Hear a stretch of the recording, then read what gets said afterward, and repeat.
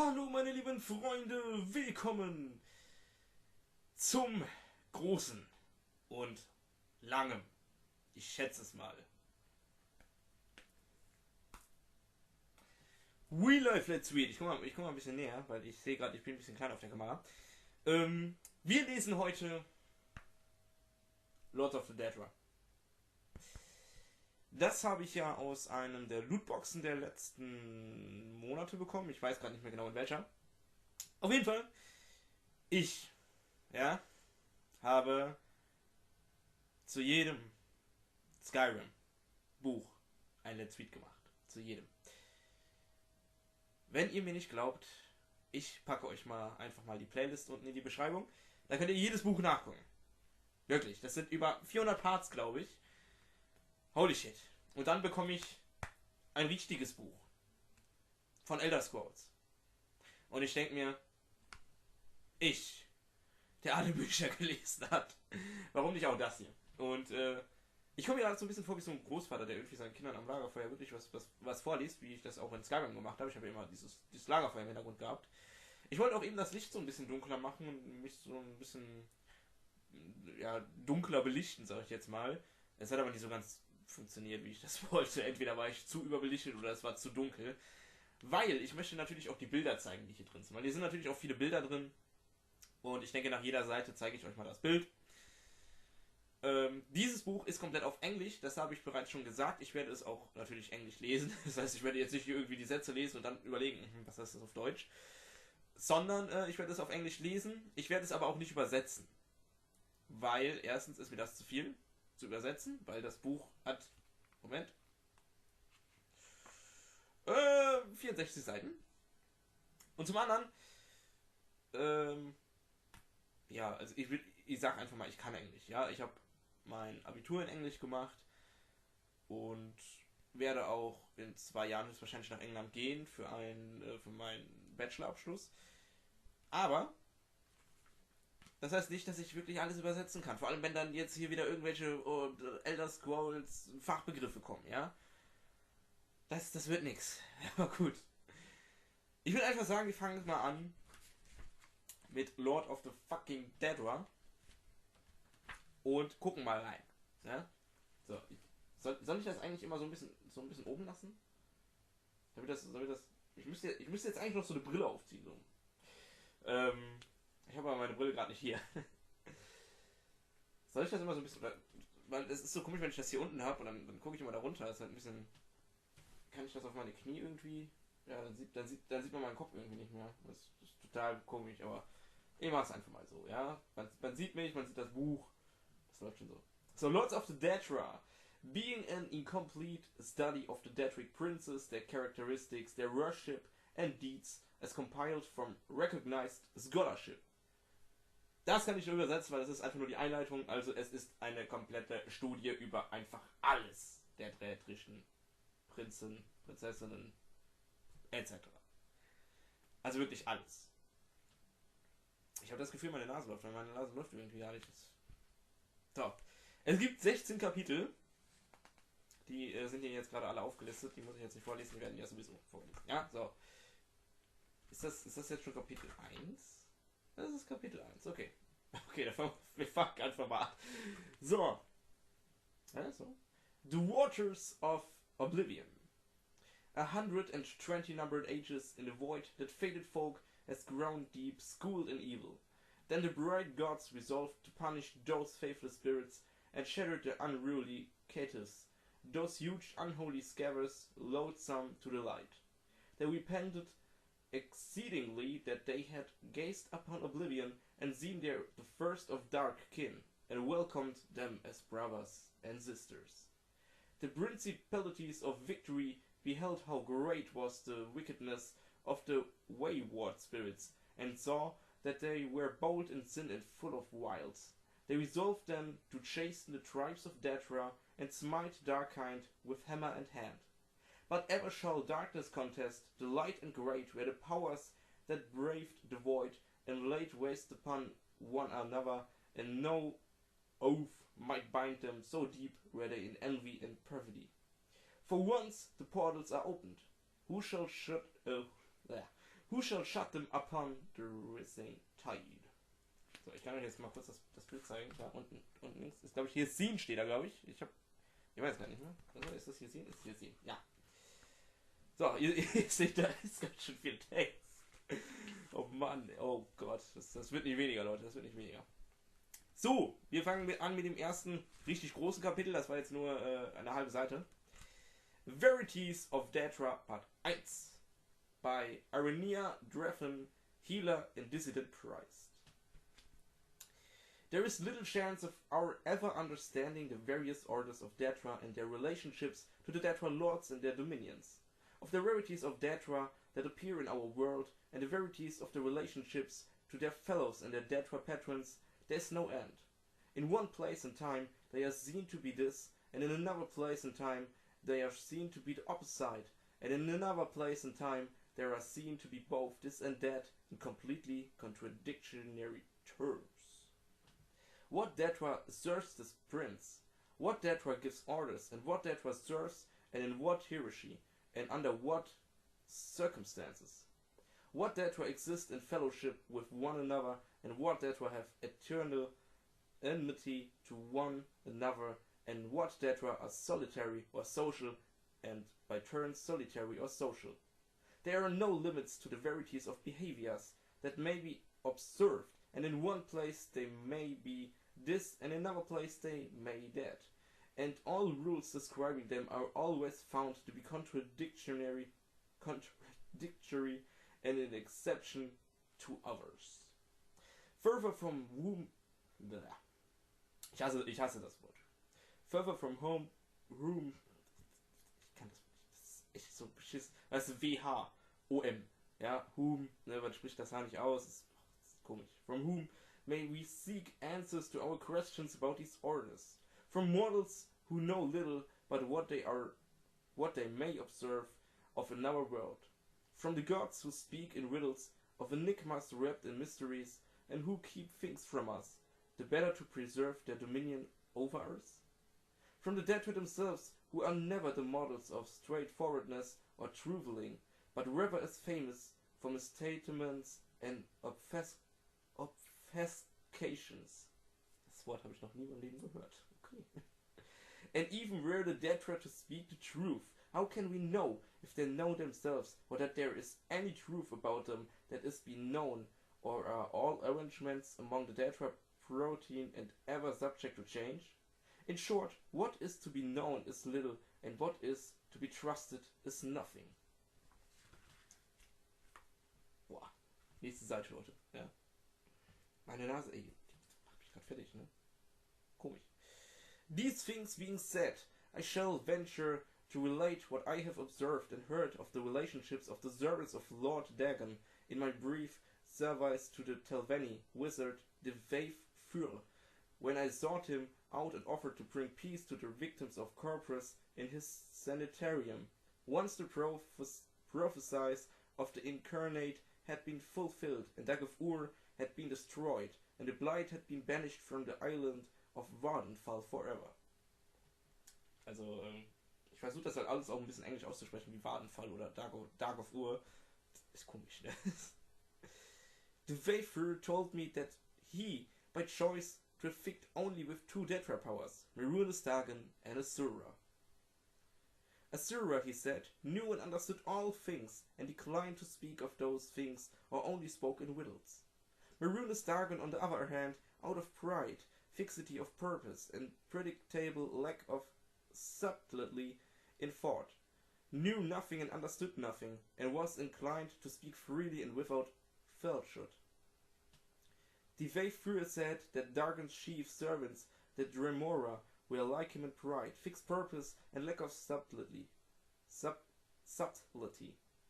With the addiction of the peculiar traits of honor and loyalty, both within their class and within their relationships to Lord Dagon. And the Vaithfur said that the Dremora were ordered into clans and castes, and these clans and castes were well defined. Individual Dremora might rise or fall in ranks or move back and forth among clans, but only when regulated by complex oaths and only at the will and pleasure of the Lord Dagon. The Tremora refer to themselves as the kin, the people, contrasting themselves to other Daedra whom they consider unthinking animals. The term Kunats refers to a member of the Tremora race, he of the Kun. The last of Kun castes are the churls, the undistinguished rebel of the lowest rank of Tremora. Churls are obsequious to superiors, but ferociously cruel to humans of a Daedra. Next in rank are the Catus, creatures of uncalculating zeal, energy without discrimination. Catus are used as irregulars in the faction wars of the Daedra, as berserks and shock troops, undisciplined and unreliable, but eager and willing. The highest of the regular rank and file of Tremora troops are the Kunvils, warrior knights who have disengaged themselves in battle and shown the deliberate steadiness of positional war leaders. Es tut mir leid, wenn ich ein paar Wörter falsch ausspreche oder so, aber es ist echt gar nicht so einfach zu lesen. Übrigens hier das Bild. Azura, glaube ich. Azura? Ja, stimmt schon. Ne? Oh Gott, ey. Und meine Nase fühlt sich wirklich an, als ob die laufen würde, aber die läuft wirklich nicht. Ne, das ist... Kennt ihr das? Ich habe das noch nie gehabt. Above the rank and file warriors of the Churl, Catus and Kunvil, castes are the official castes. A Cunreef is a clan sheriff or clan officer. Cunreefs are typical associate either with a clan fight until or an administrative office in the order of battle. The Kun Marcher is the lord and high officer of a Daedric citadel, outpost or gate. A Kun Marcher's command is usually associated both with a unit and with a fief. Aber komisch, nicht wie fief geschrieben, ne? A location or territory for which he is responsible. Above the Kin Marcher is the Marquess or Grand Duke. A Marquess is a Lord of Lords and member of the Marquin, Meronesdagon's Council of Lords. The highest rank of Tremora is Valkunas or Prince. This warrior duke is a member of the Valkyn, Meronesdagon's personal guard. The Valkunas are rarely encountered on Tamriel. Normally, they remain by the Meronesdagon's side or serve as the commanders of operations of particular importance or interests to Dagon. Dieses Kapitel, Leute. Rarities of Daedra Part 2. Es gibt einen zweiten Part. So. Of the rarities of other Daedra I encountered while I served in the Wave, First Corprosarium, Ogrims and Golden Saints, Daedroths and Winged Twilights, Scams, Clanfear. There is much that might be said, but little that is helpful or reliable.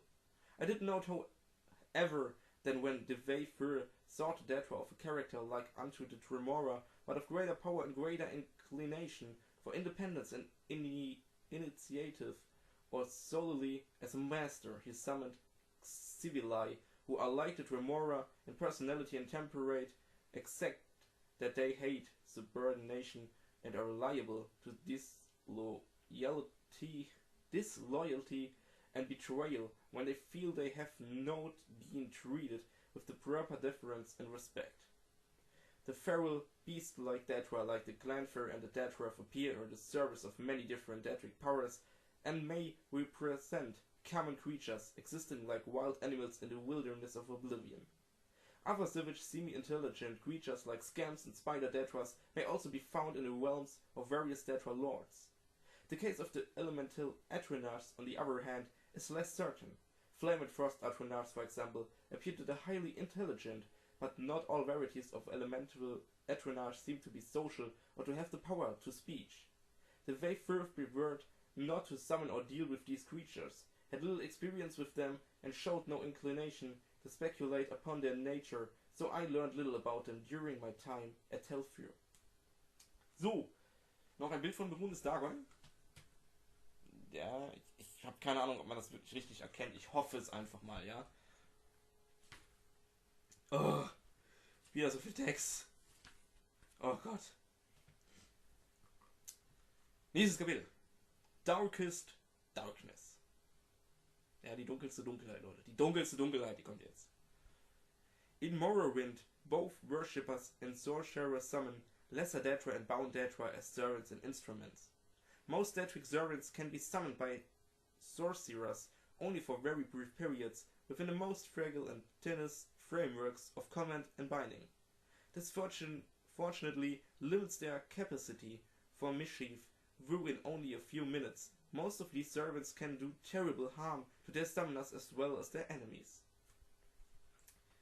Worshippers may bind other Daedric servants to this plane through rituals and pacts. Such arrangements result in the Daedric servant remaining on this plane indefinitely, or at least until their bodily manifestations on this plane are destroyed.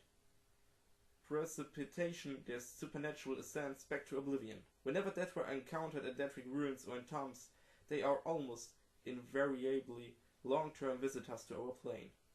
Likewise, lesser entities bound by their Daedra lords into weapons and armor may be summoned for brief periods or may persist indefinitely so long as they are not destroyed and banished. The class of bound weapons are bound armor summoned by temple followers and conjurers are examples of short-term bindings. Daedric artifacts like Mehrunes' razor and the mask of Clavicus Vile are examples of long-term bindings. The Tribunal Temple of Morrowind has incorporated the veneration of Daedra as lesser spirits subservient to the immortal Almzivi, the triune godhead of Almalexia, Sophasil and Vivek. These subordinate Daedra are divided into the good Daedra and the bad Daedra. The good Daedra have willingly submitted to the authority of Almzivi.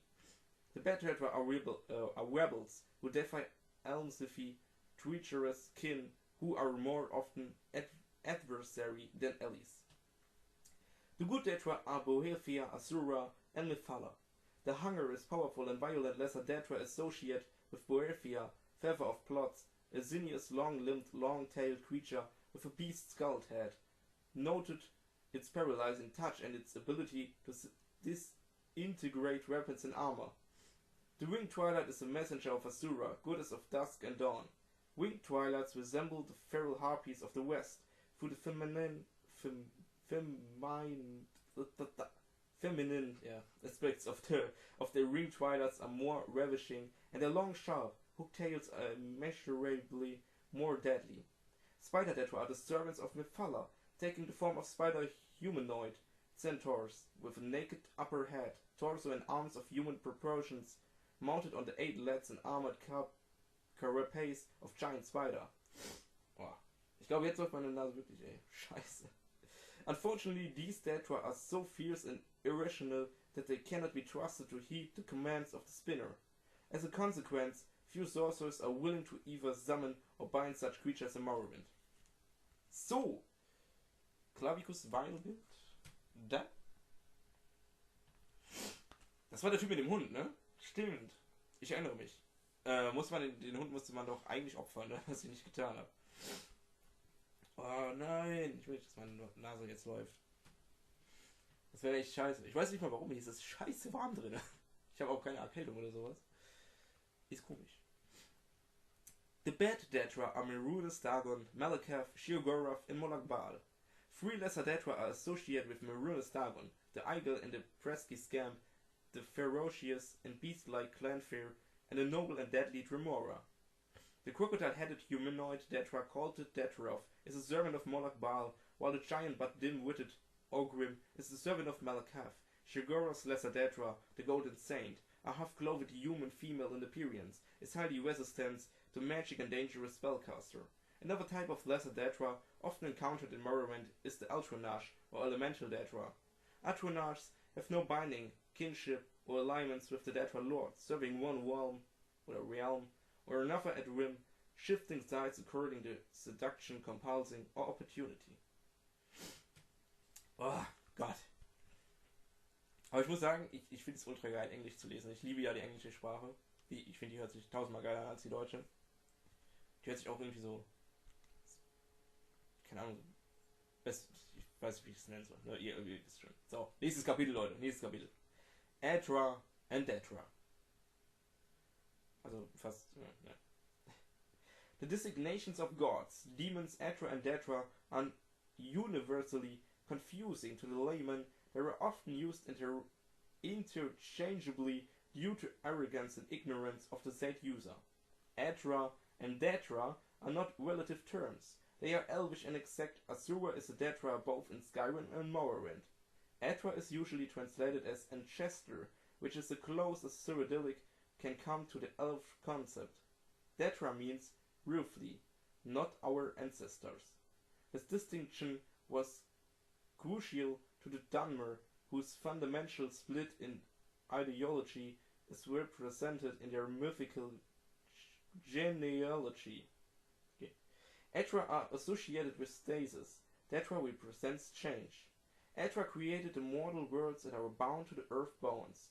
Daedra we cannot create have the power to change. As part of the divine contract of creation, the Daedra can be killed. Witness Lorcan in the Moons. The protein Daedra for whom the rules do not apply can only be banished. Hier nochmal ein paar Bilder. Tada. Oh mein Gott! Kurzer Text, Leute, kurzer Text. Nächstes Kapitel. The Book of Daedra.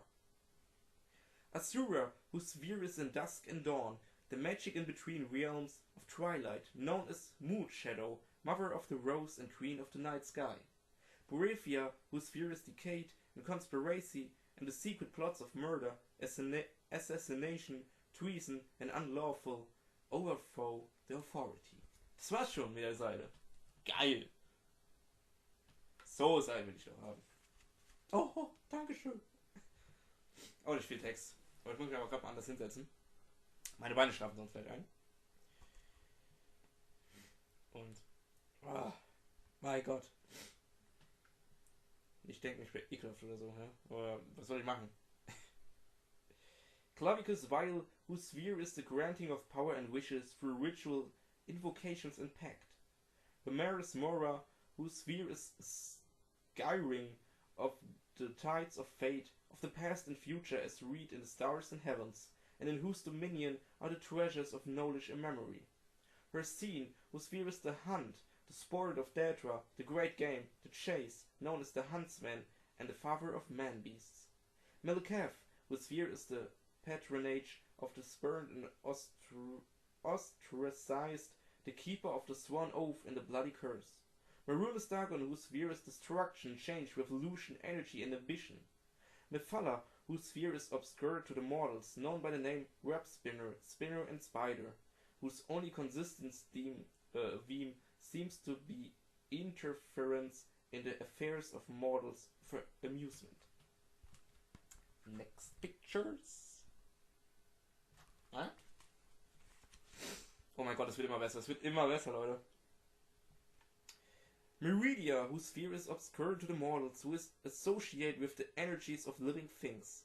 Monarch Baal, whose sphere is the domination and enslavement of mortals, whose desire is to harvest the souls of mortals and to bring mortal souls within his sway by spreading seeds of strife and discord in the mortal realms.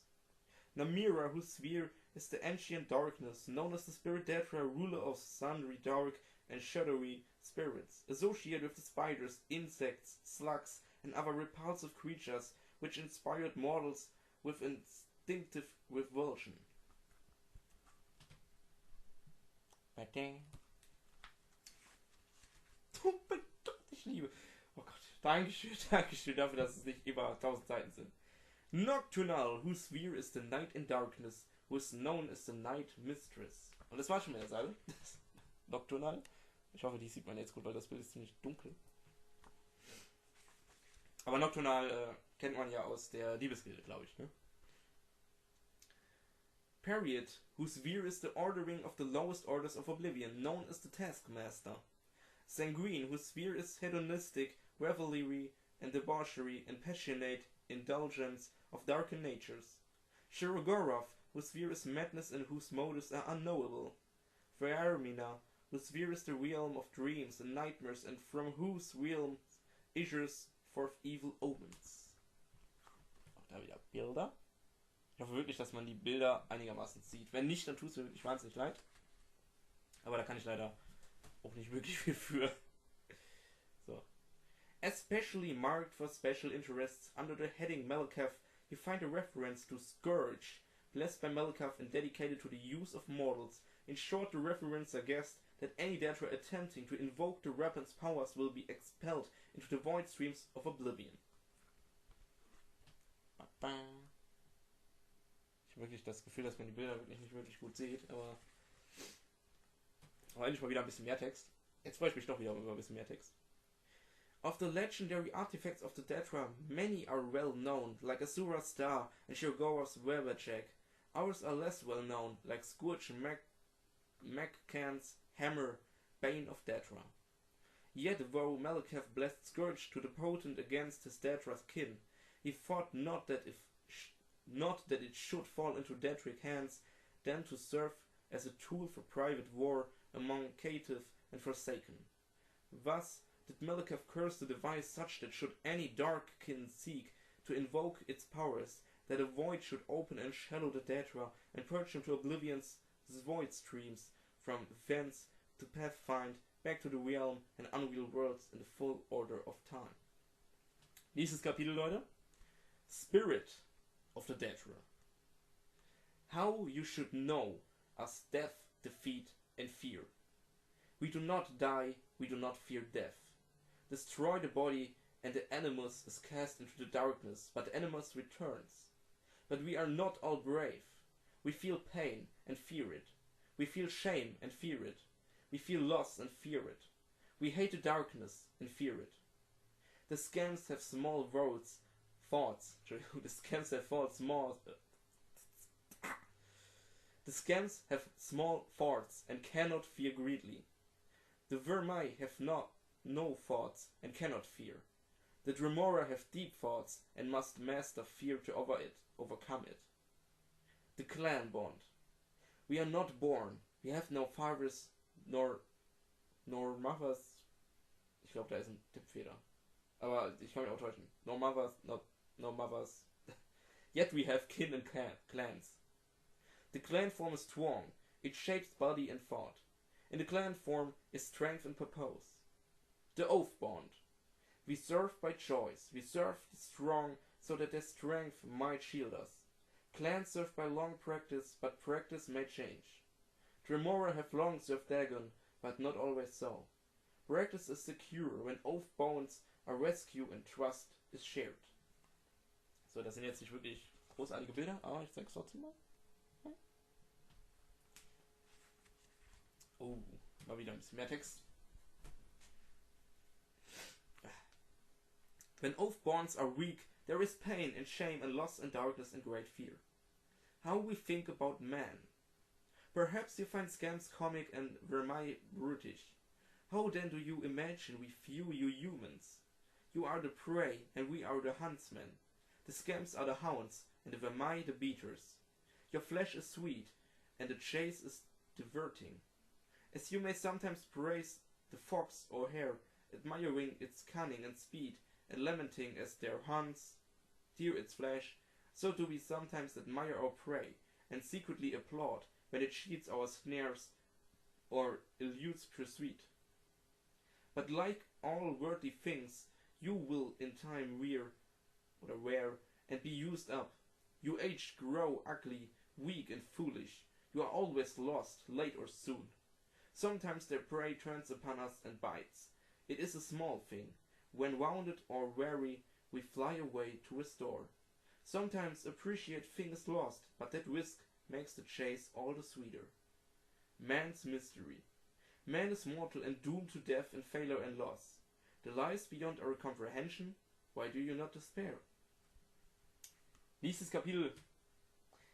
Invocation of Azura by Sigile Parade. Das stand bei den anderen aber nicht vorher, von wem die geschrieben sind. Nein, das habe ich nicht übersprungen oder so. For 300 years I have been a priestess of Azura, the Daedric prince of Moonshadow, mother of the rose and queen of the night sky. Every Hogifirm which we celebrate on the 21st of first seed, we summon her for guidance as well as the other things of worth and beauty to her majesty. She is a cruel but wise mistress. We do not invoke her on any Hogifirm troubled by thunderstorms, for those knights belong to the Madron Sheogorath, even if they too coincide with the occasion. Asura at such times understands our caution. Asura's invocation is a very personal one. I have been priestess to 3 other Daedric princes, but Asura values the quality of her worshippers and the truth behind our adoration of her. When I was a dark elven maid of 16, I joined my grandmother's oven worshippers of Moloch Baal, the Shema princes. Blackmail, extortion, and bribery are such much the weapons of the witches of Moloch Baal as is dark magic. The invocation of Moloch Baal was held on the 20th of Evening Star, except during stormy weather. This ceremony is seldom missed, but Moloch Baal often appears to the cultist in a model guise on another date. Auch da gibt's wieder tolle Bilder. Bilder.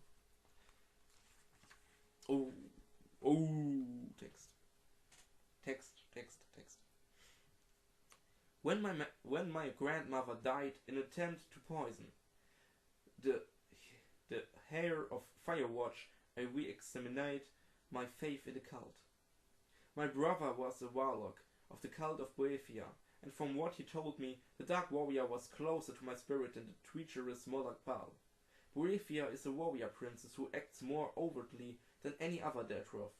After years of skulking and scheming, it felt good to perform acts for a mistress which had direct, immediate consequences. Besides, I like it that Boethia was a Daedra of the Dark Elves. Our cult would summon her on the day we called the Gauntlet, the 2nd of Sundusk. Bloody competitions would be held in her honor, and the duels and battles would continue until 9 cultists were killed at the hands of other cultists. Boethia cared little for her cultists. She only cared for our blood. I do think I saw her smile when I accidentally slew my brother in a sparring session. My horror, I think Griffy pleased her. Okay. I left the cult soon after that. Boethia was too impersonal for me, too cold. I wanted a mistress of greater depth. For the next 18 years of my life, I worshipped no one. Instead, I read and researched in an old and profane tome. I came upon the name of Nocturnal. Nocturnal, the night mistress. Nocturnal, the unfathomable. As the book prescribes, I called her on her holy day, the third of Heartfire. At least I had found the personal mistress I had so long desired. I strove to understand her labyrinthine philosophy, the source of her mysterious pain. Everything about her was dark and shrouded, even the way she spoke, and the acts of the require of me. It took years for me to understand the simple fact that I could never understand Nocturnal. Her mystery was essential to her, as the savagery was the Boethia, or treachery was the Moloch Baal. To understand Nocturnal is to negate her, to pull back the curtains cloaking her realm of darkness. As much as I love her, I recognize the futility of unraveling her enigmas. I turned instead to her sister Asura. Asura is the only Daedra princess I have ever worshipped who seemed to care about followers. Moloch Baal wanted my mind, Boethia wanted my arms, and Nocturnal perhaps my curiosity. Asura wants all of that, and our love above all. Not our object slavering, but our honest engineering carrying in all its forms. It is important to her that our emotions be engaged in her worship, and our love must also be directed inward. If we love her and hate ourselves, she feel our pain. I will for all time have no other mistress. Auch da wieder ein paar Bilder. Nee. Oh, jetzt beginnt der Text wieder. Nächstes Kapitel. The Anticipations. The Daedra are powerful ancestor spirits, similar in form and substance to the tribunal, blessed be their holy names, but weaker in power and more arbitrary and removed from the affairs of mortals. In old times, the Shema worshipped the Daedra as gods, but they did not deserve the veneration of for Daedra harm the worshippers as often as helped them. The advent of the tribunal, blessed be their holy names, change this unhappy state. By the apotheosis, the tribunal, blessed be their holy names, became the protectors and high ancestor spirits of the Dharma, and bade the Daedra to give proper veneration and obedience. The three good Daedra, Boethia, Asura, and Mephala, recognized the divinity of the triune ancestor, blessed be their holy names. The rebel Daedra, Moloch Baal, Malakath, Sheogorath, and Marunas Dagon, refused to swear fealty to the tribunal, blessed be their holy names, and their worshippers were cast out. The rebel Daedra thus become to four corners of the house of troubles, and they continue to plague our tranquility and tempt the unwary into heresy and dark worship. The priests of the temple remain ever vigilant for signs of the adversaries return, sometimes aided by the local free good Daedra, who are familiar with the wiles of their rebellious kin. The good Daedra are known to the temple as the anticipations, since they are the early ancestor anticipations of the loving patronage of the tribunal. The anticipations are the Daedra lords Boethia, Mephala, and Asura. Boethia is the anticipation of Almalexia, but male to her female. Boethia was the ancestor who illuminated the elves ages ago before the mythic era. He told them the truth of Lorcan's test and defeated Auriel's champion, Trinimag. Boethia ate Trinimag and voided him. The followers of Boethia and Trinimag rubbed the soil of Trinimag upon themselves and changed their skins. Mephala is the anticipation of Vivek, but manifold and androgynous. Mephala taught the Shimmer to evade their enemies or kill them with secret murder. The Shimmer were few in those days and threatened on all sides. Mephala taught the Shimmer to build houses later. Mephala created the Morak tongue. Asura is the anticipation of Sophasil, but female to his male. Asura was the ancestor who taught the Shimmer how to be different from the Altma. Her teachings are sometimes attributed to Boethia. In the stories, Asura is often encountered more as a communal progenitor of the race as a whole rather than as an individual ancestor. She is associated with dusk and dawn and is sometimes called by Mother Soul. Asura star, also called the Twilight Star, appears briefly at dawn and dusk low on the horizon below the constellation of the Steed. Asura is associated with mystery and magic, fate and prophecy. Boah, ey. Das haut so rein, das Buch, ne? Das ist der Wahnsinn. Ich meine, ich verstehe tatsächlich das meiste, hätte ich jetzt nicht gedacht. Aber das ist nicht einfach zu lesen, überhaupt nicht. Ich muss sagen, ich finde, ich lese das eigentlich ziemlich gut. Für meine Verhältnisse. Nächstes Kapitel. The House of Troubles. Among the ancient ancestral spirits who accompanied Saint Veloth and the Shimmer into the promised land of Morrowind, the four Daedra lords Malakath, Marunas Dagon, Moloch Baal, and Sheogorath are known as the four corners of the House of Troubles. These Daedra lords rebelled against the counsel and admonition of the tribunal, causing great kin strife and confusion among the clans and great houses. Malakath, Marunas Dagon, Moloch Baal, and Sheogorath are holy in that they serve the role of obstacles during the testing. Through time, they have sometimes become associated with local enemies, like the Nords, Akaviri, or mountain orcs. Malakath is the reanimated dung that was Trinimag. Malakath is a weak but vengeful god. The Dark Elves say he is Malak, the god king of the orcs. He tests the Dhamma for physical weakness. Moloch Baal is, in Morrowind, the king of rape. He tries to upset the bloodlines of houses and otherwise ruin the Dhamma gene pool. A race of monsters said to live in Moloch Amio are the result of his seduction of Vivek during the previous era. Sheogorath is the king of madness. He always tests the Dhamma from mental weakness. In many legends he is called upon by one Dhamma faction against another. In half of these stories he does not betray those who called him, further confusing the issue of his place in the scheme of things. Can he help us? Is he not an obstacle? He is often associated with the fear other races have of the Dhamma, especially those who, like the Empire, might prove as a useful allies. Marunas Dagon is the god of destruction. is associated with natural dangers like fire, earthquakes, and floods. To some, he represents the inhospitable land of Morrowind. He tests the Dhamma will to survive and preserve. The worship of these four malevolent spirits is against the lore and practice of the temple. However, the four corners seldom fail to discover those greedy, reckless, or mad enough to serve them. By ancient temple law and custom, and also by imperial law, the lives of witches and warlocks are forfeit, and imperial garrisons join ordinators in buoyant armigers of the temple in tracking down and destroying these full covens in the wilderness refugees. Also jetzt nicht Flüchtling, ne, sondern nur mit einem E. Refugees. Keine Ahnung.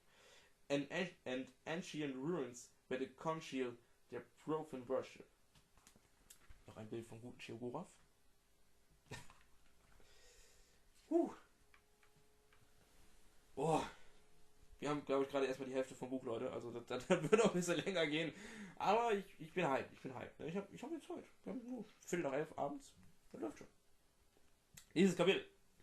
The Reclamations.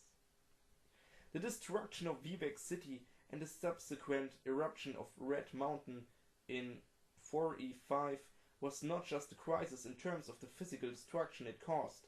It also cut deeply into the ancient religious beliefs of the Dhamma. The fall of the Ministry of Truth was the last straw in the tottering support for the temple's worship of Almalexia, Sofasil, and Vivek.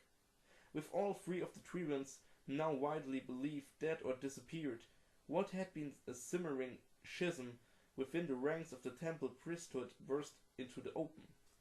While outsiders may never know the full tale of this internal struggle, when the smoke cleared a few years later, the former dissident priests were in full control of the temple hierarchy, with tribunal loyalists either purged or recanted. The so-called New Temple now declared the worship of the tribunes as a result of misguided teaching, blaming the mistakes on the former tribunal. The temple now taught that the Daedra venerated by the Ashlander tribes, Asura, Mephala, and Boethia, were the true way, and should be revered by the Dhamma people. Fittingly, the Daedra were named the Reclamations, as if they were reclaiming their statues from the tribunal. God. In an elegant compromise, no doubt intended to reconcile the large majority of the temple priesthood, who were neither dissidents nor fanatic tribunal loyalists, Almalexia, Sofasil, and Vivek were relegated to the status of saints, a traditional way to venerate the most honored Dhamma ancestors.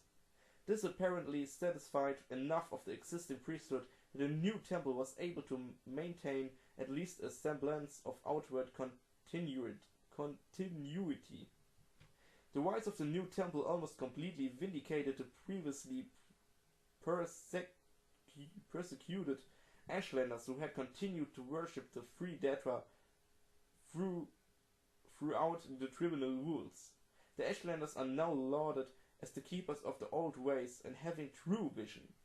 It is now quite common for many of the Dhamma people to make the arduous pilgrimage into the ash wastes to seek the counsel of the wise woman. These women have supposedly opened the eyes of those who they claim were blinded by the tribunal, and directly connect to eruption of the Red Mountain and the Argonian invasion to the danger of three Daedra. House Indoril, whose fortunes were so entwined with the tribunal temple, suffered greatly from its fall.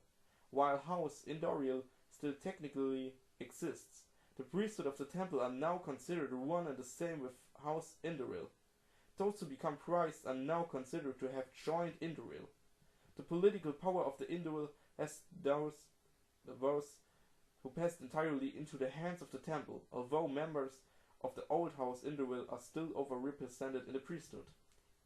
The rise of the new temple has a number of parallels with the rise of House Redoran. Each filled the vacuum of power resulting from the crisis of the Red Year. How durable these new arrangements will provide religious and political remains to be seen. The span of 2 centuries is quite brief in the long history of ancient Dhamma people.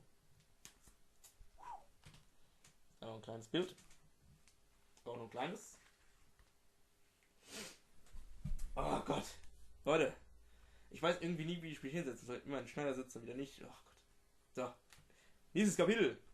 Wayne's Hand. Book 4 of 2920. The Last Year of the First Era by Karl Lubeck Toneway. Ach, die kennen das sogar, den Toneway.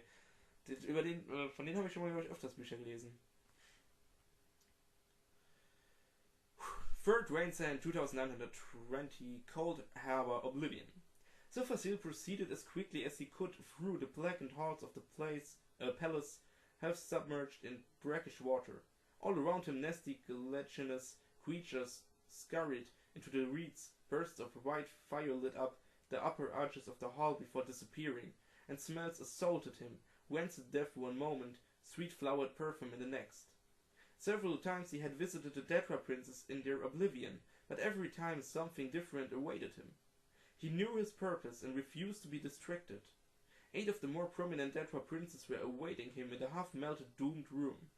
Asura, Prince of Dusk and Dawn, Boethia, Prince of Plots, Hermers, Mora, Daedra of Knowledge, Racine the Hunter, Malikath, God of Curses, Marunas Dagon, Prince of Disaster, Moloch Baal, Prince of Rage, Shirgora the Mad One.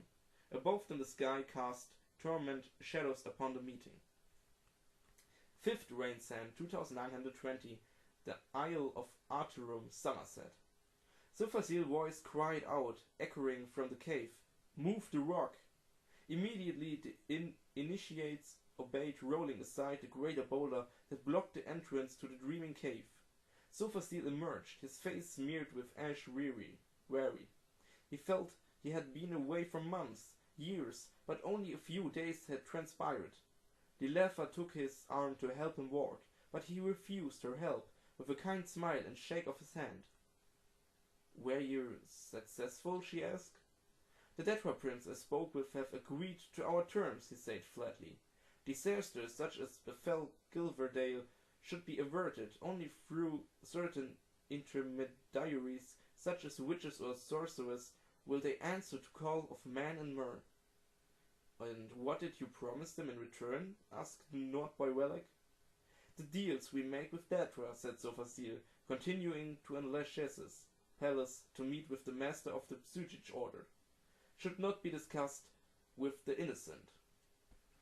Noch ein Bild von Boethia da oben. Oh mein Gott!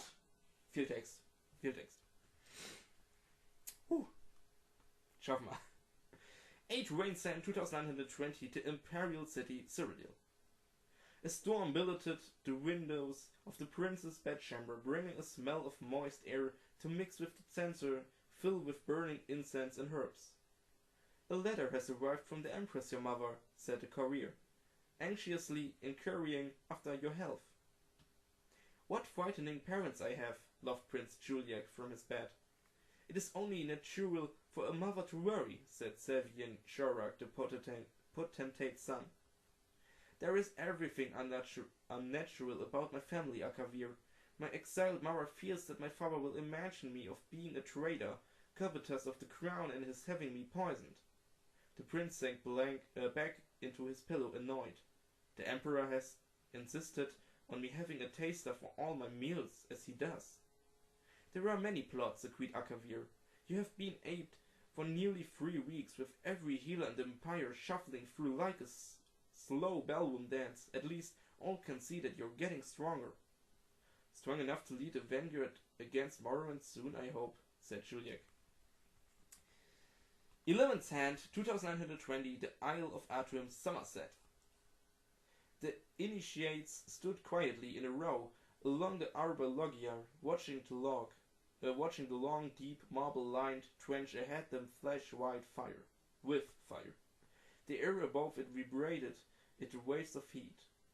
Though each student kept his or her face sturdy and emotionless, as a true Psychic should, their terror was nearly as palpable as the heat. So Facile closed his eyes and uttered the charm of fire resistance. Slowly he walked across the basin of leaping flames, climbing to the other side, unscathed. Not even his white robe had been burned. The charm is intensified by the energy you bring to it, but your own skills, just as all spells are, he said. Your imaginations and your willpower are the keys. There is no need for a spell to give you a resistance to air or a resistance to flowers, and after you cast the charm, you must forget there is even a need for a spell to give you resistance to fire. Do not confuse what I am saying. Resistance is not about ignoring the fire's reality. You will feel the substance of flame, the texture of it, its hunger and even the heat of it, but you will know that it would not hurt you or injure you. The students nodded, and one by one they cast the spell and made a walk through the fire. Some even went so far as to bend over and scoop up a handful of fire and feed it air, so it expanded like a bubble melted through their fingers. Silver Seal smiled. They are fighting their fear admirably. The chief proctor, Sir Galuf, came running from the arbor arches. Silver Seal, Almalexia arrived on Arterum. Lachesis told me to fetch you. Silver Seal turned to Fargaluf for only a moment, but he knew instantly from the screams what had transpired.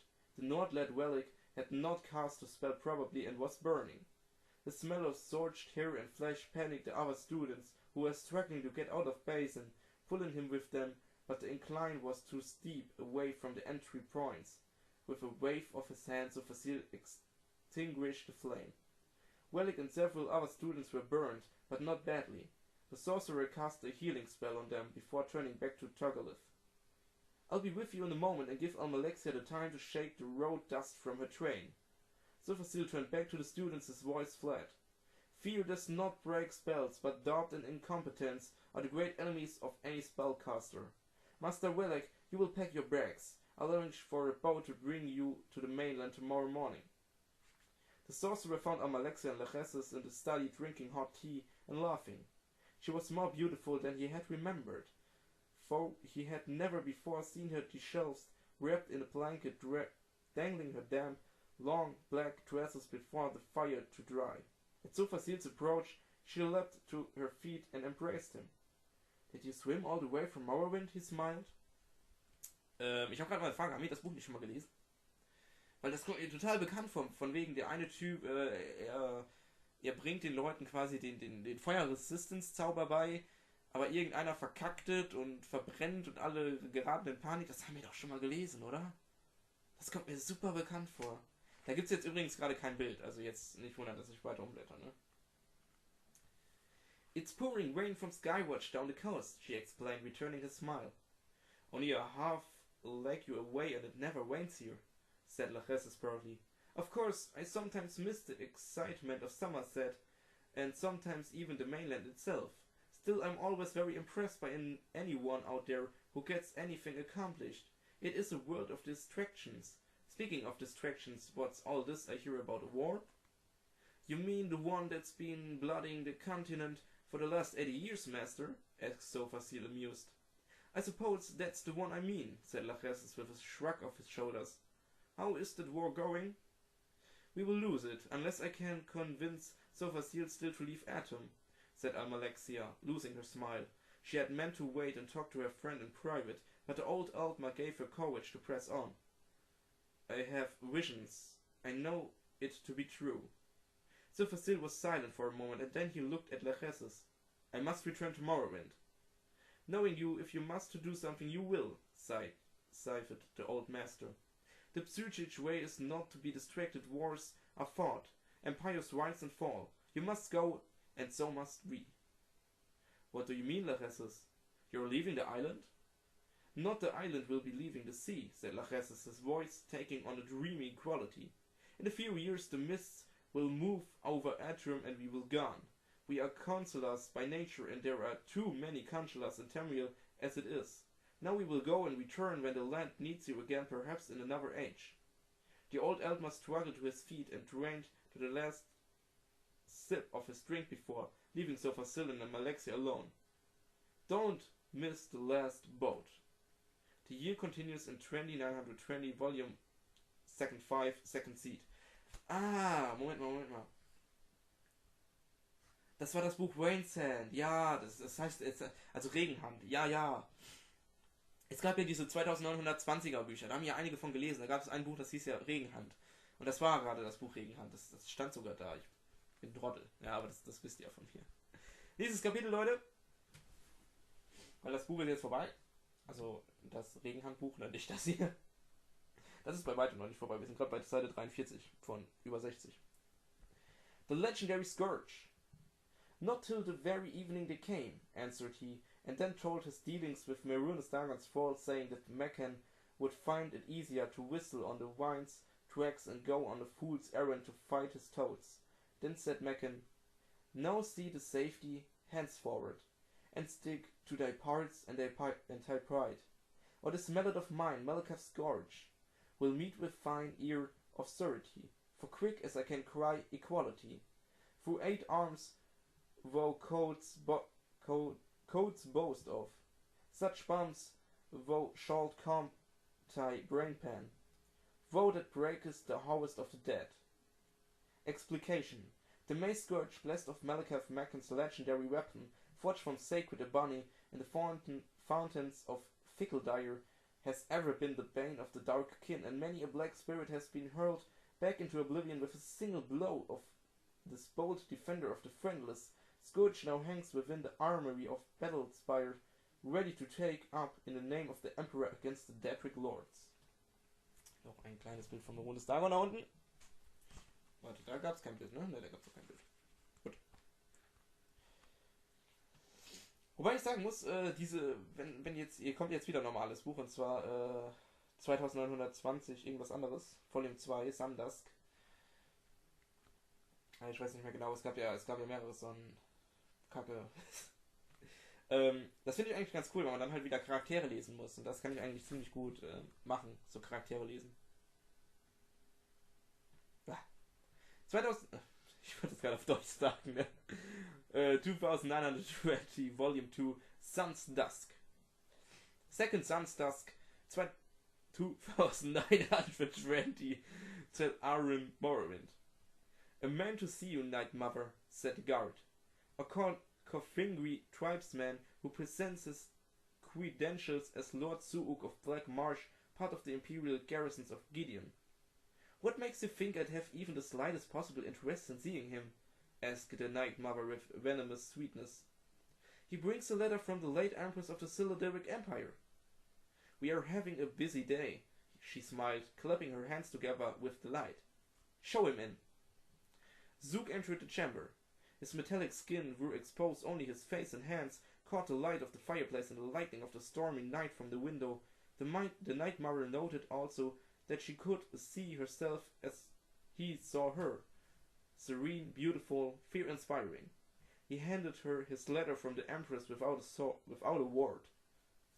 Sipping her wine, she read it. The Duke of Morrowind also offered me appreciable sum to have the Emperor murdered earlier this year, she said, folding the letter. His payment sunk and never was delivered. It was a considerable annoyance, particularly as I had already gone to the trouble of putting one of my agents into the palace. Why should I assume that your more than generous payment from a dead woman will arrive? I brought it with me, said Zook simply. It is the carriage outside. Then bring it in, or business is complete, smiled the Night Mother. The Emperor will be dead by year's end. You may leave the gold with appellative, unless you'd care for some wine. Zook declined the offer and withdrew. The moment he left the room, Miramor slipped noiselessly back from behind the dark tapestry. The Night Mother offered him a glass of wine, and he accepted it. I know that fellow Zook, said Miramor carefully. I didn't know he worked for the old Empress, though. Let's talk about you some more, if you don't mind, she said, knowing he would in fact not mind. Let me show you my worth, said Miramor. Let me be the one to the Emperor in. I've already killed his son, and you saw there how well I can hide myself away. Tell me you saw one wibble in the tapestry. The Night Mother smiled. Things were falling into place rather nicely. If you know how to use a dagger, you find him at Bodrum, she said, and described to him what he must do. Noch ein Bild von Meraunus Dagon. Irgendwie habe ich das Gefühl, das sieht man absolut schlecht. So, da bin ich wieder. Meine Aufnahmezeit voll überschritten. Wir nehmen jetzt schon eine Stunde auf. Ich hänge jetzt schon eine Stunde an diesem Buch. Es ist Wahnsinn. Das Gute ist aber, dass ich ja die Seite noch zu Ende lesen konnte. Aber man hat den Merunes irgendwie gar nicht so gut gesehen. Das fand ich ein bisschen schade. Also zeige ich dir nochmal, okay? So. Boah, ey. Wir sitzen schon eine Stunde an dem Buch. Wir sind gerade mal bei Seite 5 und bei Seite 46. Oh Mann. Das wird ein richtig langes Let's Read, aber umso geiler finde ich das irgendwie. Das wird richtig gut werden. Das wird richtig gut. Third Sun's Dusk, 2920, Mournhold Morrowind. The Duke stared out the window. It was early morning, and for the fourth straight day, a red mist hung over the city, flashing lightning. A freakish wind blew through the streets, ripping his flags from the castle battlements, forcing all his people to close their shutters tightly. Something terrible was coming to his land. He was not greatly learned man, but he knew the signs. So too did his subjects. When will my messengers reach the free? He growled, turning to his castellan. Vivek is forward to the north negotiation the treaty with the emperor. The man said, his face and voice trembling with fear. Almalexia and Sofasil are in Necrom. Perhaps they can be reached in a few days' time. The Duke nodded. He knew his messengers were fast, but so too was the land of Oblivion.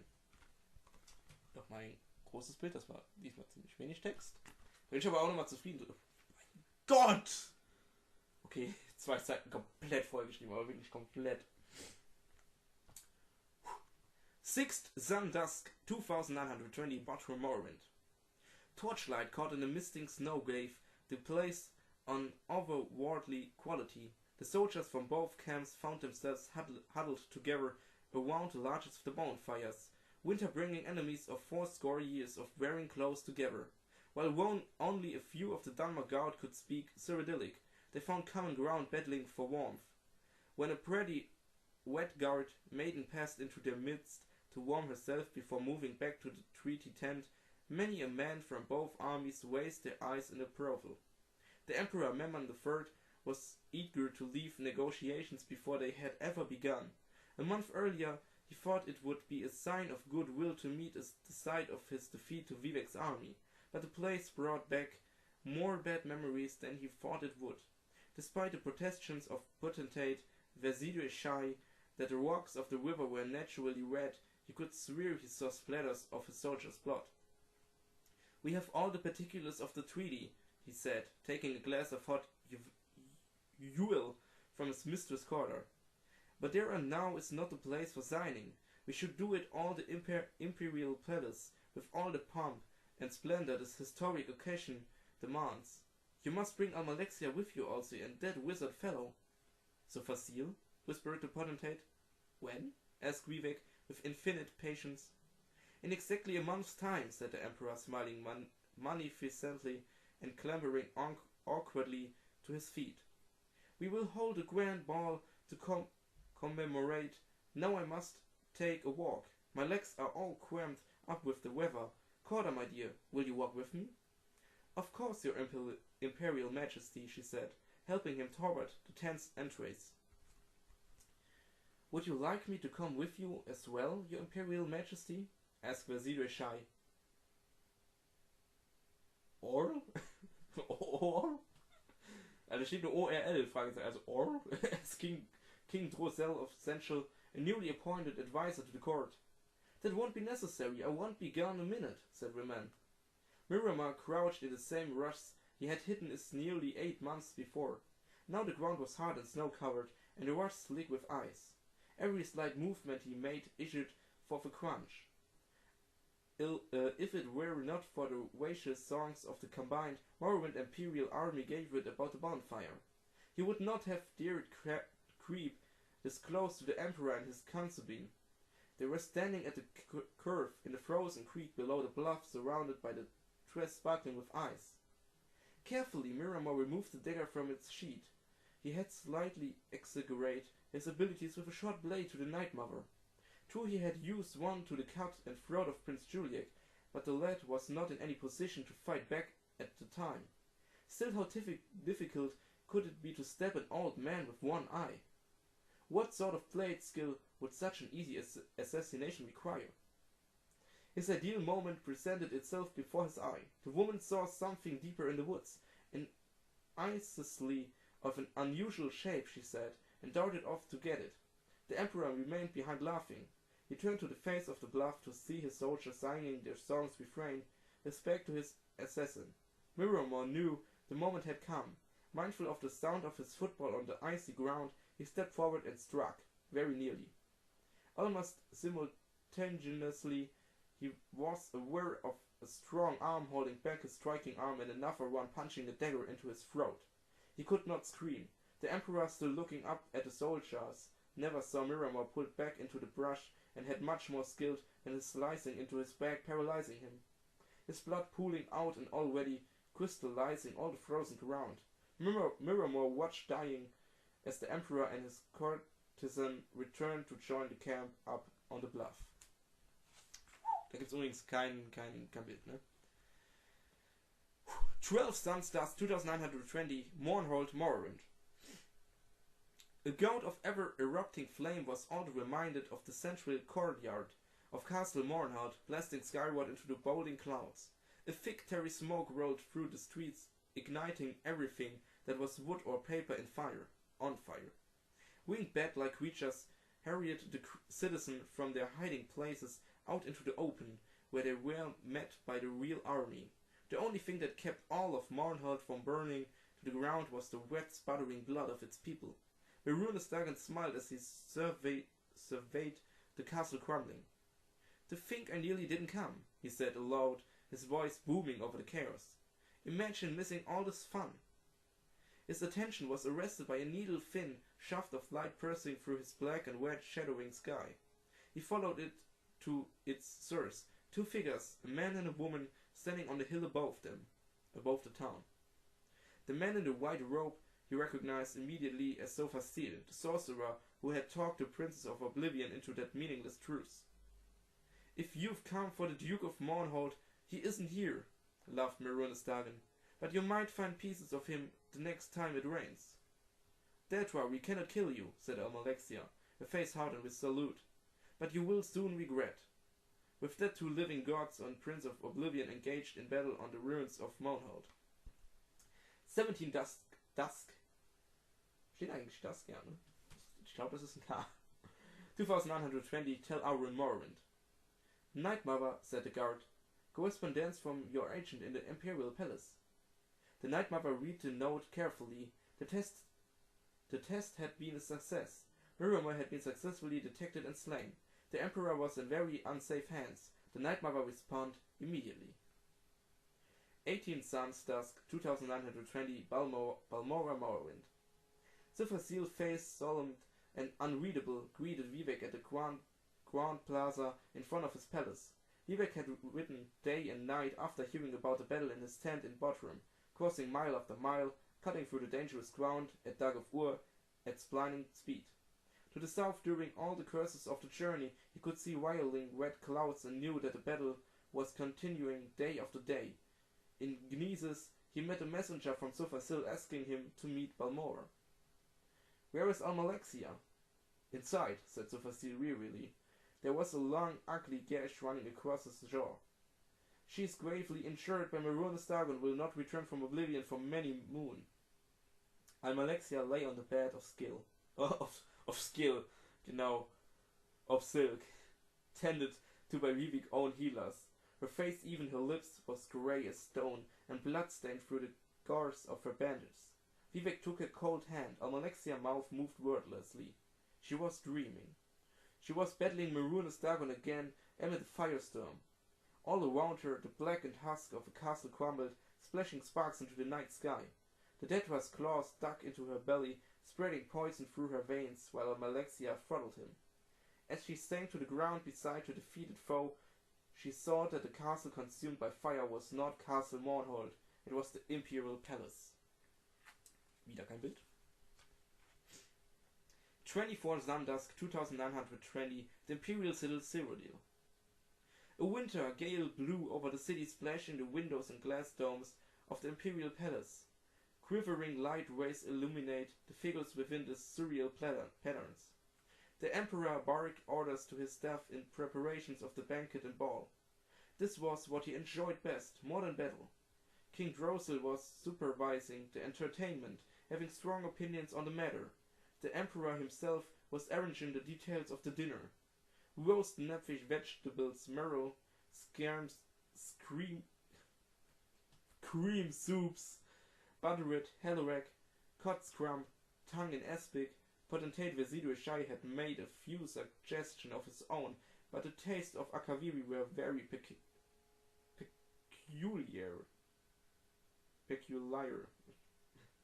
The Lady Corda accompanied the emperor to his chambers as night fell.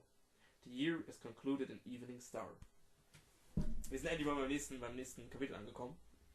Oh.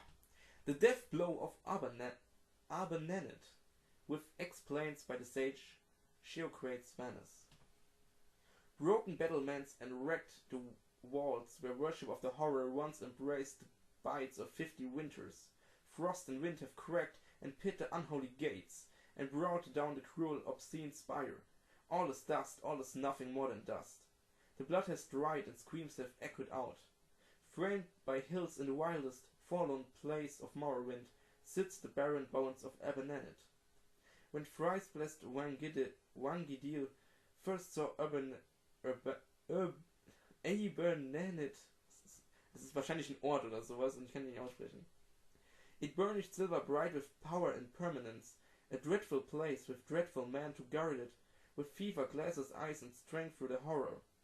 Rangidil saw the foes numbered was far greater than the few ordinators and buoyant armigers he led, watching from the hills above.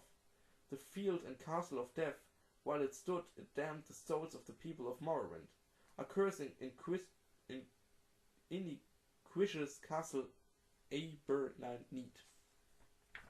Warte, es geht noch ein Bild. Ich glaube zwar, das habt ihr zwar schon gesehen, aber naja, ne?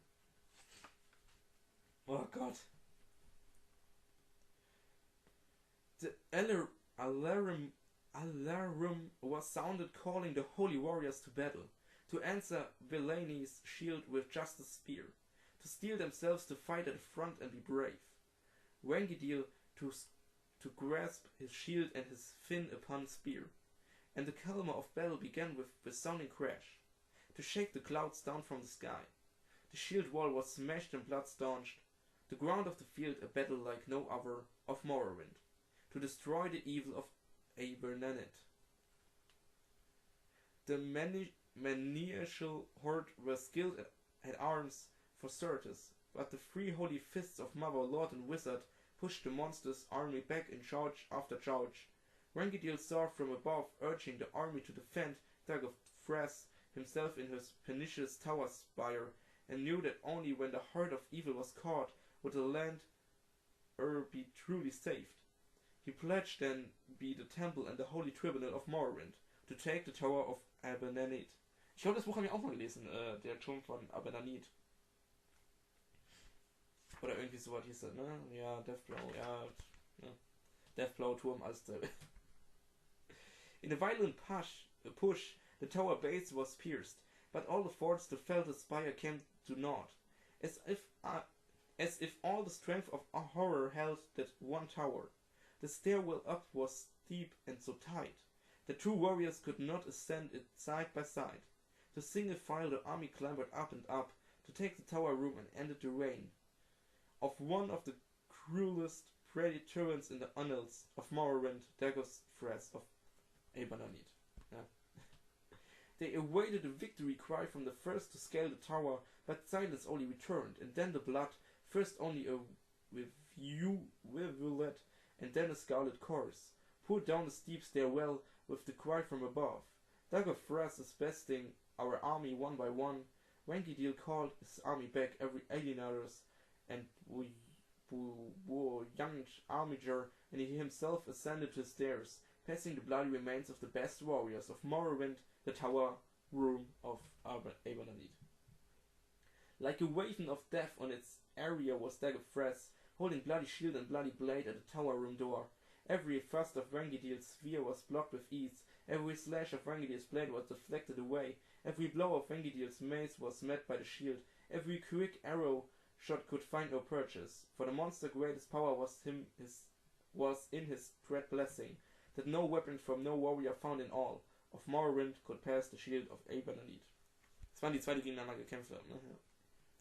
As hour passed, our Wangidil came to understand how his greatest warriors met their end with Dagger Fresh, for he could exhaust them by blocking their attacks, and then thus weakened they were simply cut down. The villain was patient and skilled with the shield, and Wangidil felt even his own mighty arms growing numb, while Dagger Fresh anticipated and blocked each cut, and Wangidil feared that without the blessing of the divine free of Morrowind, he died in the Tower of Aebanonit. Kein Bild übrigens. Ja, nicht, dass ihr denkt, ich enthalte euch da irgendwas vor. But he still poured down blows as he yelled, "Foe!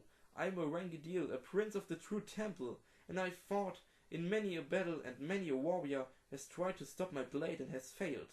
Very few can anticipate which blow I'm planning, and fewer know how to arrest the design, or having the strength to absorb all of my strikes.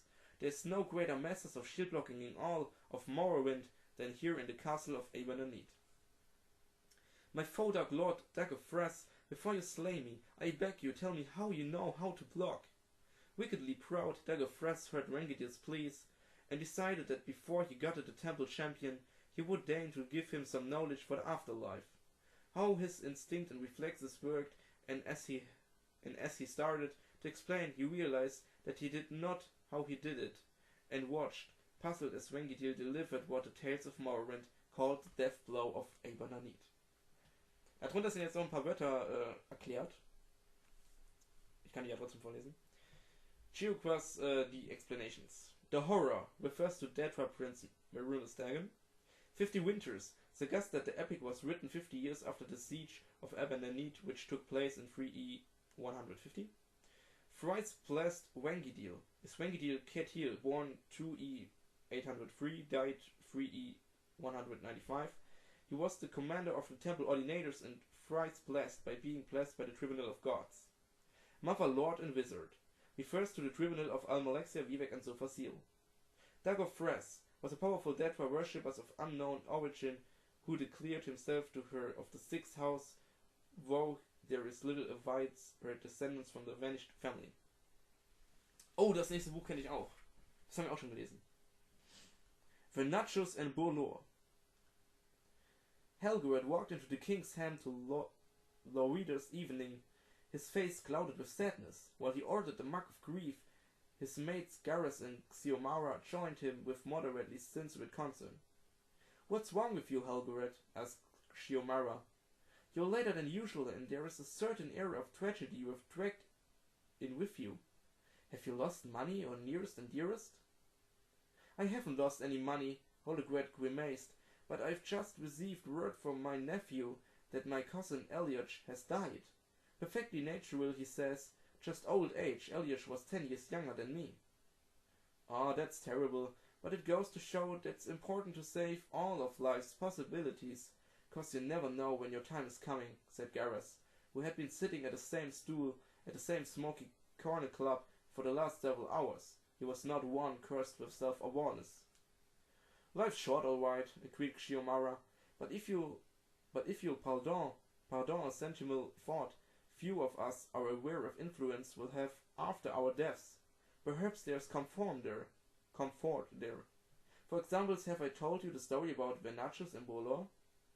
"I don't believe so, said Helgred. "Vernachus was Daedra," said Xiomara, throwing a few dribbles of flint on the hearth to cast the proper mood. "In thought our tale took place many, many years ago, it would be fair to say that Vernachus still is one. For what, after all, is time to immortal Daedra?" "Actually," Garrus interrupted, "I understand that the notion of immortality. I am trying to offer our friend an inspirational tale in his hour of need," Xiomara growled. "I don't have a bloody night to tell if you don't mind." "You wouldn't have heard of Vernachus," said Xiomara, abandoning the theme of immortality for the time being. For even at the height of his power and fame, he was considered feeble by the admittedly high standards of the day.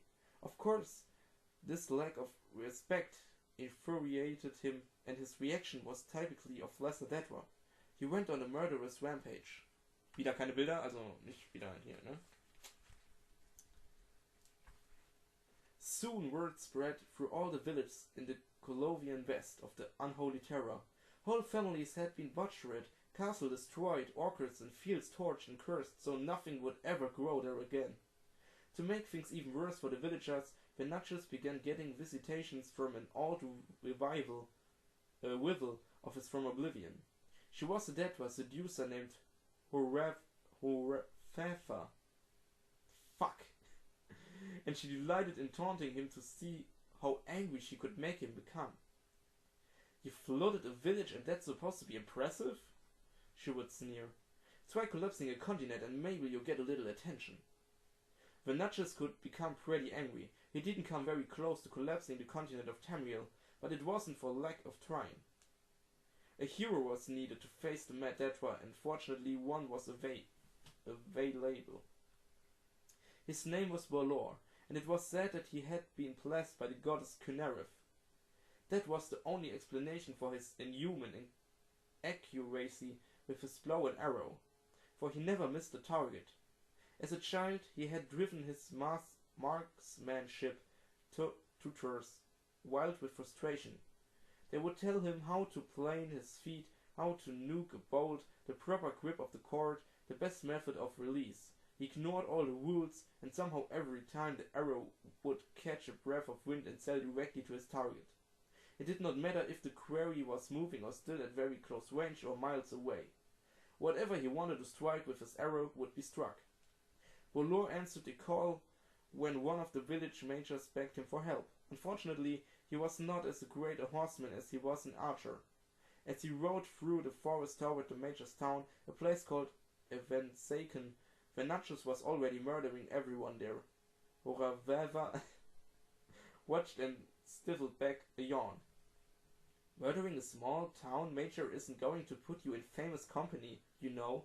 What you need is a great champion to defeat. Someone like Ysgramor or Pelinal Witstrake or... She started at the figure emerging from the forest. That fellow! Who is he? Called the Natchez between bites of the major's quivering body. The greatest archer in Tamriel. He never miss. Ach ja, Bild. Hab ich total vergessen. Da. Sieht man das? Ich weiß es nicht. Ich hoffe es mal. Oh. Na, so eine Nase. Aber an das Buch kann ich mich tatsächlich erinnern mit dem Bogenschützen, ja. Oh Gott. Was? Das sind die Seiten irgendwie ein bisschen... Oh nein. Mein Gott. Bolor had his bow strung and was pointed it at the Daedra. For a moment the Natchez felt like laughing. The fellow was not even aiming straight, but he had a well-honed sense of self-preservation. There was something about the man's look of confidence that convinced the Daedra that Horavath wasn't lying. As the boat left the bow, the Natchez vanished in a sheet of flame. The arrow impaled a tree. Bolor stood and stared. He had missed the target. In oblivion, the Natchez raged, fleeing before a mortal man like that. Not even the beast scam would have been so craven. He had exposed himself for the weak. Cowardly creature he was. As he considered what steps to take to salvage the situation, he found himself face to knee with the most fearsome of the Daedra, Princess Molakbal. I never thought anything much of you, Natchez, the giant boomed. But you have more than proven your worth. You have shown the creatures of mothers that the Daedra are more powerful than the blessing of gods. The other denizens of Oblivion quickly agreed, as they always did, with the fear of Molakbal. The Daedra are after all always very sensitive about their various defeats at the hands of mortal champions. When Natchez was proclaimed the elusive beast, then possibly one, who cannot be touched, the bane of Cynareth. Shrines devoted to him began to build in remote corners of Morrowind and Skyrim. Bolor, meanwhile, now found flawed, was never again called to rescue a village. He was so heartbroken over his failure to strike his target that he became a hermit, and never restoring his bow again. Some months later he died unmourned and unremembered. Is this really the tale you thought would cheer me?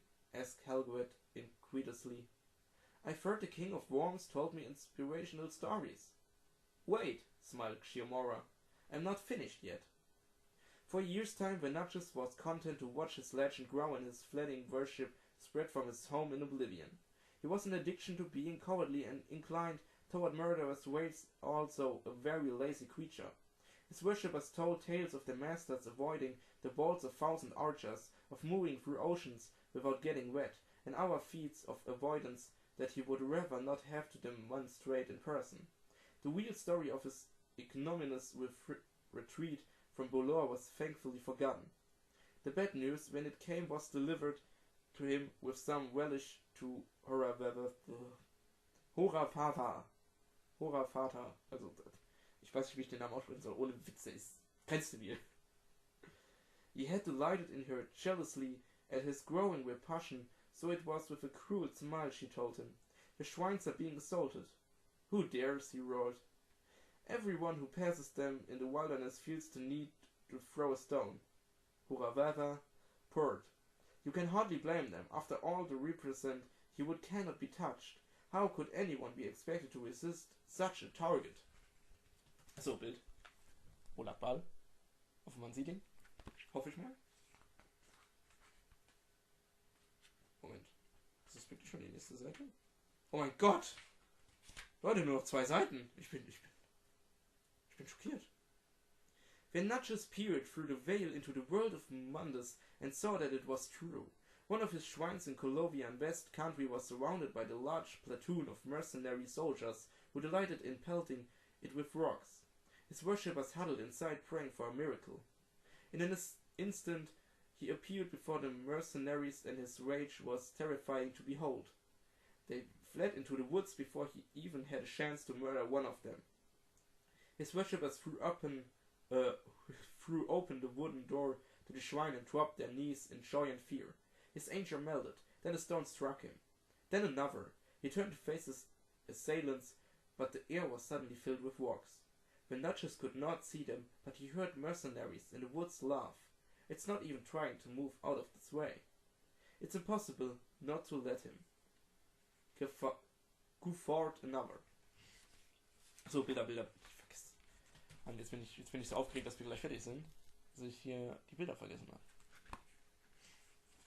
Letzte Seite, Leute.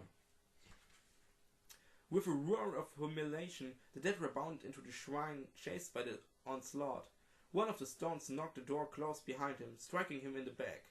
His face broke, anger and embarrassment disappearing, replaced by pain. He turned shaking to his worshippers, who huddled in the shadows of the shrine, their faith shattered.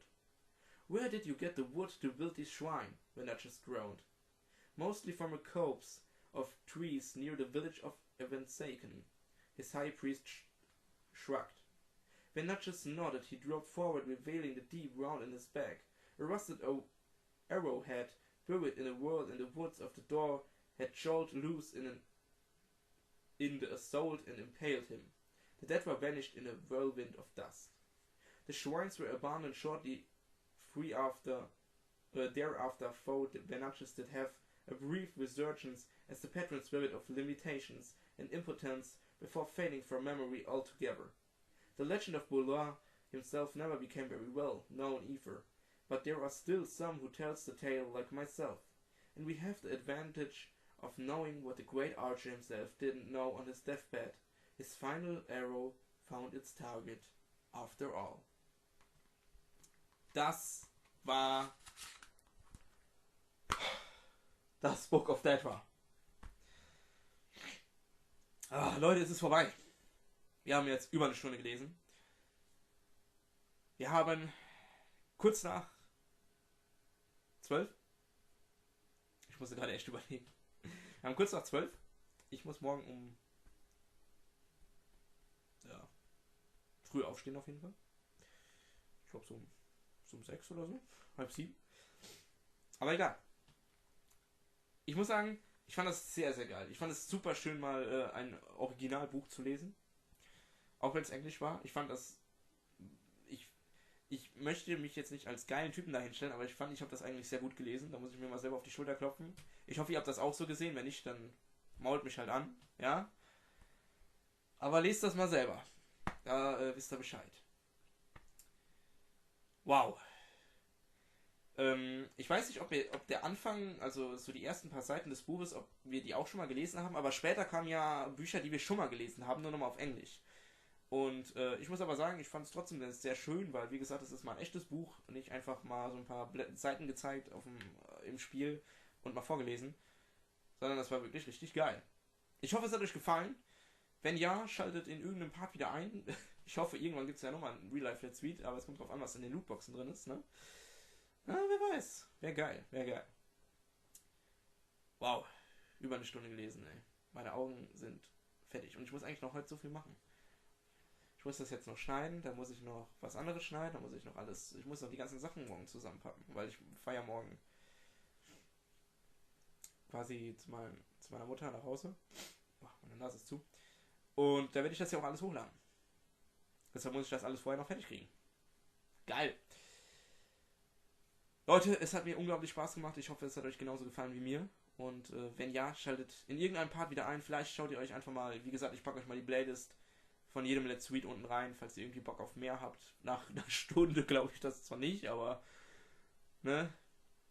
Wäre auf jeden Fall cool. Ansonsten vielleicht in einem Let's Play oder woanders. Was auch immer. Würde mich auf jeden Fall sehr freuen. Und ich sage bis dahin. Tschüss.